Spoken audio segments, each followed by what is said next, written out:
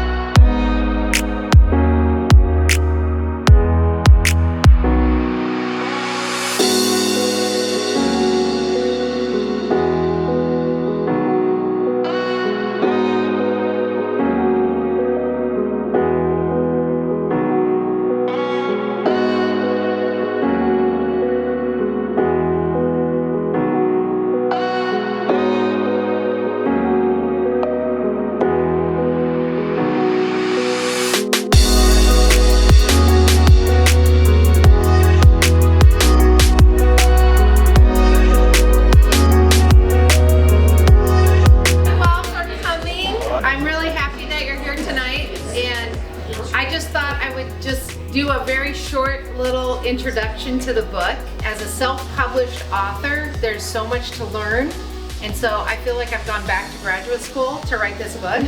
The only thing I knew is that I wanted a logo that had a bicycle in it and orange slices in the wheels. That's all I knew, and then we started working with Plan and Marketing here in town, and they were able to come up with this logo. And then one of my best friends from college said, we got to do something else with that groove. And so she helped get this little thing going. She's a graphic designer in a little town in Iowa. And so together we came up with this. Through a bunch of work we did through searches and consumer preference and all these things, we came back that I may like the word well-being, particularly as an academic person, but consumers don't like that word. And they really don't respond to well-being, but they do respond to wellness. It's nutrition, fitness, and wellness. That's what people are searching for, and that's what they feel is more appealing. The goal of Eat, Move, Groove really is to be an invitation to wellness for everybody. I feel like I open this book and there's about 1 million people who have written this book. So it's not just me, it's all the people involved. The idea of Eat, Move, Groove really came about to just simplify eating. You know, we have all these guidelines and recommendations, but as you nutrition or dietetic students know, it's really hard to get people to do it, and it's really hard for us to do it. That's where I came up with the idea of 2211. I woke up one night, honest to God, when I was in Milwaukee, or woke up in the morning and said to myself, it's as simple as 2211. That's where I came up with 2 cups of produce, at least 2 ounces of protein, that's the 22. The 11 is 1 grain, preferably a whole grain. The last one is a healthy fat. And then I talk about your love foods, that it's so important to eat foods we just love to eat, or have a glass of wine or something we love to drink, because it's so important to feel positive about our eating. I was in my office at the University of Wisconsin-Milwaukee talking with my colleague Ann Schwartz, and we're talking, and she said, well, I said, I just have to figure out, you know, the movement part of it, like the fitness part of it. And she says, well, Susie, don't you know, you take 150 minutes a week, which is our guideline, divide it into 7, and that's 22 minutes a day. I said, well, I'll be doggone. So that's where the 2211 for the movement started. 22 minutes a day at least of cardiovascular movement, 11 minutes a day of strength, stretching, or stability. And so that's 2211 also. My hope is that people will pick this up and say, I can do this. This is not hard. This is easy to do. I still have to plan. I have to be ready. And then the groove is all the ways we support ourselves. You know, what are we doing to support ourselves, give ourselves positive feedback, find your community of generosity, and give back. Whether you help neighbors, volunteer with a community program, or lend a listening ear to a friend, taking time to help others can make a powerful, positive impact in your life. Seek ways to reach out to others. Finding a good fit for you can be a real game changer when it comes to your personal well-being.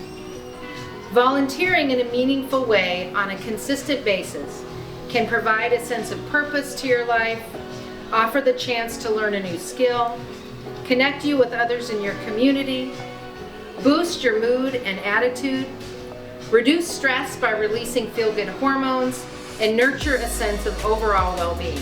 It's really cool. It's a dream come true. So I appreciate everybody's support.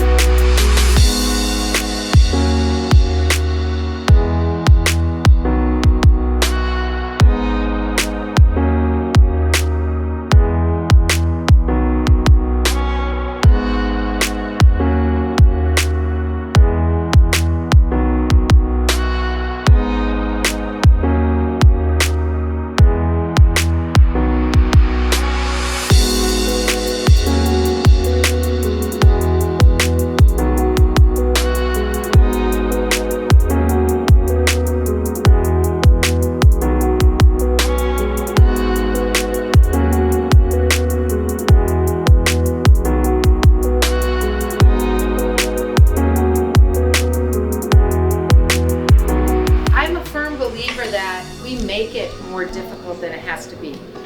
Part of that is to sell things and to sell foods and supplements and all these things, but it doesn't really have to be that confusing. A woman who's been diabetic for a long time came up to me and she said, all these years I've been so frustrated. She said, I never really understood how I could eat. She's like, I feel like this was like a God thing today. Like, wow. I can do this.